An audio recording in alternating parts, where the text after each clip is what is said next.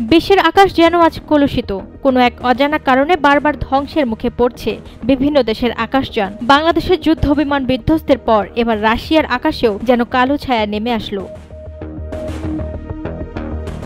24 জুলাই রাশিয়ায় 49 আরোহী নিয়ে বিধ্বস্ত হয় একটি যাত্রীবাহী বিমান। বৃহস্পতিবার সকালে রাডার থেকে অদৃশ্য হয়ে যায় AN-24 মডেলের বিমানটি। গন্তব্য ছিল চীন সীমান্তবর্তী টাইন্দা শহর। কয়েক ঘন্টার অনুসন্ধান শেষে আমুর অঞ্চলে পাওয়া যায় বিমানের পুরা ধ্বংসাবশেষ।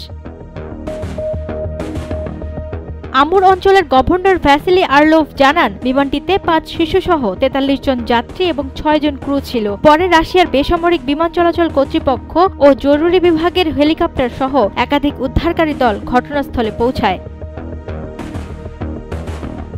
তবে এখনো জানা যায়নি দুর্ঘটনার পেছনে যান্ত্রিক ত্রুটি, আবহাওয়া নাকি অন্য কোনো কারণ ছিল। কিন্তু বিমানে থাকা প্রত্যেকেই নিহত হয়েছে বলে নিশ্চিত করেছে দেশটি।